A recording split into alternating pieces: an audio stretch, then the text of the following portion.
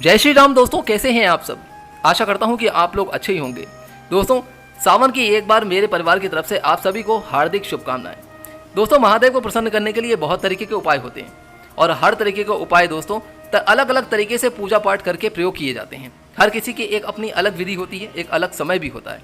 समय भी का ध्यान रखना भी बहुत जरूरी होता है कि कौन सा उपाय हमें किस समय पर करना है। प्रदोष काल में करना है या प्रातः काल करना है या संध्या के समय करना है या रात्रि में करना है।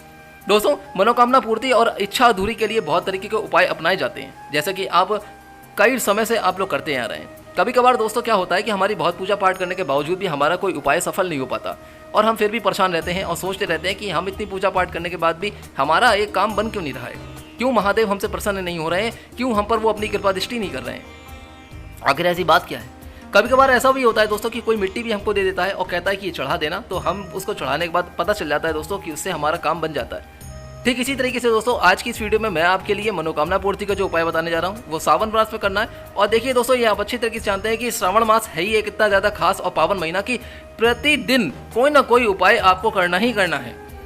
अलग अलग तरीके से उपाय कर रहे हैं हम महादेव को प्रसन्न करने के लिए, माता गौरी माता का आशीर्वाद लेने के लिए, ताकि उनकी कृपा दृष्टि हमारे परिवार पर हो, हम पर हो और हमारा अधूरा काम वो बन जाए। दोस्तों, आज की वीडियो भी कुछ इसी तरीके की है। मैं आज की इस वीडियो में आपको मनोकामना पूर्ति का जो उपाय बताने जा रहा हूँ वो आप जरूर कीजिएगा। सावन मास में किया गया ये उपाय दोस्तों आपके लिए फलीभूत तो होगा, साथ ही इसका चमत्कारिक लाभ भी आपको बहुत जल्द ही प्राप्त होने वाला है। दोस्तों, जो भी आपका अधूरा काम है वो बनेगा जरूर। इसके साथ ही दोस्तों मैं बताऊंगा कि जब भी आप घर से निकल रहे हैं तो घर से निकलते वक्त आपको क्या बोलना है जिससे कि आपका अधूरा काम पूरा हो जाए। चलिए बढ़ते हैं दोस्तों इस वीडियो की तरफ और जानते हैं वो कौन कौन से उपाय हैं। लेकिन दोस्तों आशा करते हैं कि हम अगर अभी तक आपने इस वीडियो को लाइक नहीं किया है तो दोस्तों एक बार इस वीडियो को लाइक जरूर कर दीजिएगा। अनुरोध करता हूँ, इस चैनल पर नए हैं, जो भी माताएं भक्त नहीं हैं, कृपया करके इस चैनल को सब्सक्राइब कर दें और बेल आइकन को जरूर प्रेस कर दें ताकि हर वीडियो आपको सबसे पहले जल्दी ही मिलती रहे। दोस्तों, जैसा कि आपने देखा है, मैंने अपनी पिछली वीडियो में कई तरीके के आपको उपाय बताए हैं। हनुमान जी महाराज की वीडियो भी मैंने आपको डाली थी, उसमें भी मैंने बहुत तरीके के उपाय बताए जो आपकी मनोकामना पूर्ति के लिए हैं। लेकिन दोस्तों आप अच्छी तरीके से जानते हैं कि हनुमान जी महाराज भी प्रभु भगवान महादेव के ही 11वें रुद्र अवतार हैं, इसलिए हनुमान जी और शिव जी एक ही हैं। दोस्तों, इस उपाय को आप ध्यान से सुनिएगा। ये जो उपाय है ये लाल चंदन का उपाय बताने जा रहा हूँ। जी हाँ, लाल चंदन को आप जानते ही होंगे दोस्तों। और एक बात और भी आप ध्यान रखिएगा, अगर आप नहीं जानते तो जान लीजिए कि शिवलिंग पर यानी कि शिव जी को रोली और कुमकुम नहीं चढ़ाते हैं, उसकी जगह पर आपको सफ़ेद चंदन का ही इस्तेमाल करना है। तो यदि अगर आपने रोली और चंदन चढ़ा रहे हैं तो कृपा करके ना चढ़ाएं। आप सफ़ेद चंदन ले आइए बाहर से दुकान से और उसके बाद आप जब भी पूजा पाठ करें सुबह या संध्या काल के समय या प्रदोष काल के समय, तो सफ़ेद चंदन से ही आप उनका इस्तेमाल कीजिए। वहीं से आप तिलक लगाइए, त्रिपुंड बनाइए। तो चलिए जानते हैं वो लाल चंदन का उपाय कौन सा है दोस्तों। तो दोस्तों, लाल चंदन भी सफ़ेद चंदन की तरह ही होता है। ये भी आपको बाजार में दुकान पर प्राप्त हो ही जाएगा। अगर नहीं है तो आप लाल चंदन घर ले आइए, उसके बाद ये उपाय कीजिए, क्योंकि ये उपाय सिर्फ और सिर्फ लाल चंदन से ही करना है। देखिए, सफ़ेद चंदन से त्रिपुंड भी बनाते हैं और तिलक भी लगाते हैं शिव जी का, लेकिन जब उपाय की बात आती है तो उसमें आपको लाल चंदन का प्रयोग करना है, इसलिए मैंने आपको फिर से बता दिया है। दोस्तों, अगर आपका कोई काम बन नहीं रहा, रुक रहा है, तमाम कोशिशें करने के बाद भी अगर आप हार गए और सफल नहीं हो पा रहे, तो दोस्तों आपको क्या करना है इस बात को ध्यान से सुनिएगा। सावन सोमवार के दिन यानी कि जब आप सोमवार आएगा तो सावन सोमवार के दिन एक लोटे में जल लेकर, हो सके तो उसमें आप गंगा जल भी मिला दीजिए, तो उसमें दैवी शक्तियाँ और भी बढ़ जाती हैं। यदि नहीं है तो कोई बात नहीं, लेकिन गंगा जल आप जरूर इस्तेमाल कीजिए। सावन सोमवार के दिन एक लोटे में जल लेकर उसमें गंगा जल थोड़ा सा डाल दीजिए, थोड़ा सा चुटकी भर एक लाल चंदन डाल दीजिए।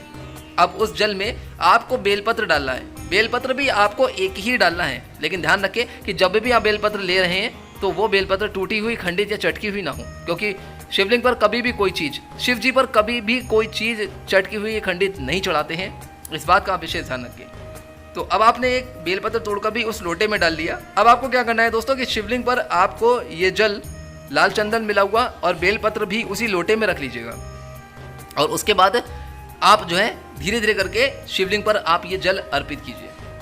जल जब आप अर्पित कर रहे हैं, ओम नमः शिवाय मंत्र का लगातार जाप करते रहिएगा, बिल्कुल भी मत रुकिएगा। जब आप जल, जैसे ही वो धार आपकी लोटे की धार जो है आपकी शिवलिंग पर गिरेगी, तो वैसे ही आप जो है ओम नमः शिवाय इस मंत्र का जाप करते रहिएगा, बिल्कुल मत रुकिएगा। हल्के हल्के धीरे धीरे जल छोड़िए और ओम नमः शिवाय मंत्र का ध्यान करते रहिए, प्रभु महादेव का ध्यान करते रहिए और इसी तरीके से आपको जल देना है।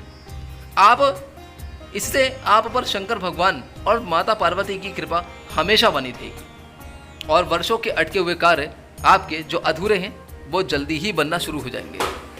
ऐसा करने से दोस्तों कम समय में ही आपके वो अधूरे उपाय बन जाते हैं और आपकी मनोकामना पूरी हो जाती है। आपको स्वतः पता भी नहीं चल पाएगा कि कब मेरा वो कार्य बन गया और किस तरीके से बन जाएगा। यह सब और सब कृपा प्रभु महादेव की ही होगी। दोस्तों एक बात अब और भी जान लीजिए कि कोई भी चीज़ खंडित इसलिए नहीं चढ़ाते हैं। मैं आपको बता देता हूँ कि एक बार क्या हुआ था, जब आप जानते हैं कि शिव जी ने गणेश भगवान का जब कहते हैं सिर काट दिया था अपने त्रिशूल से, उनका शीश कटने के बाद माता पार्वती बहुत क्रोधित हो गई थी और उसके बाद ही जब माता पार्वती के कहने पर उन्होंने दोबारा शीश जब जोड़ा था तो उसी समय माता पार्वती को ये वरदान दिया था शिव जी ने कि आज के बाद मैं कभी भी कोई चीज़ ना तो खंडित लूँगा और ना ही खंडित दूंगा। इसीलिए कहा जाता है कि कभी भी शिव जी किसी भी व्यक्ति को कोई भी खंडित वस्तु नहीं देते हैं, यानी कि अधूरी नहीं देते हैं। यदि नहीं दे रहे हैं तो वो जब भी देंगे तो वो पूरी ही देंगे। इसलिए कहा जाता है कि कोई भी चीज़ अगर आप शिवलिंग पर चढ़ा रहे हैं तो वो खंडित नहीं होनी चाहिए, चाहे बेलपत्र हो, चाहे चावल हो, चाहे धतूरा हो या जायफल हो या कोई भी वस्तु जो भी आपने अर्पित की है। इसलिए इस बात का हमेशा ध्यान रखिएगा। यह एक कथा में बताई हुई वर्णित बात है और शास्त्रों में भी ऐसा लिखा हुआ है। तो दोस्तों इस उपाय को आप जरूर करिएगा। यह मनोकामना पूर्ति का उपाय है, आपका जरूर फलीभूत होगा। इसके साथ ही दोस्तों आप ये भी जान लीजिए, कहते हैं कि चावल चढ़ाने से दोस्तों आपकी सुख समृद्धि घर में वापस आ जाती है। तो इसीलिए आप एक काम भी कीजिएगा कि जब भी आप शिवलिंग पर जल चढ़ा रहे हैं तो जल चढ़ाने के बाद आप जब भी आप मिठाई वगैरह जब आप कोई मिष्ठान चढ़ा रहे हैं तो उसके साथ साथ दोस्तों आप एक दाना चावल का जरूर अर्पित करें, ज़्यादा नहीं, सिर्फ एक दाना। यहाँ मैं बात एक दाने चावल की कर रहा हूँ। एक दाना चावल को शिवलिंग पर जब आप अर्पित करेंगे दोस्तों यही वो अक्षत होता है और अक्षत का ध्यान रखिए कि कभी भी टूटे और चटकिट नहीं हो। तो दोस्तों आशा करता हूँ कि मेरे द्वारा दिया गया ये उपाय आपको जरूर अच्छा लगा होगा। सावन सोमवार में दोस्तों ये उपाय आप सोमवार के दिन करना ना भूलें। ये उपाय आपकी अधूरी और मनोकामना इच्छा को जरूर पूरा करेगा। तो दोस्तों चलता हूँ यहाँ से, आज्ञा दीजिए, फिर मिलूंगा जल्द ही कोई और अच्छी वीडियो और उपाय को लेकर। तब तक के लिए दोस्तों महादेव की कृपा आपके परिवार पर सदैव बनी रहे। कमेंट बॉक्स में दोस्तों हर हर महादेव, ओम नमः शिवाय लिखना मत भूलिएगा और वीडियो को एक बार लाइक करके चैनल को सब्सक्राइब जरूर कर दीजिएगा। तब तक के लिए दोस्तों जिंदगी में आप स्वस्थ और खुश रहें। प्रभु की कृपा आपके परिवार पर सदैव बनी रहे। जय श्री राम, हर हर महादेव।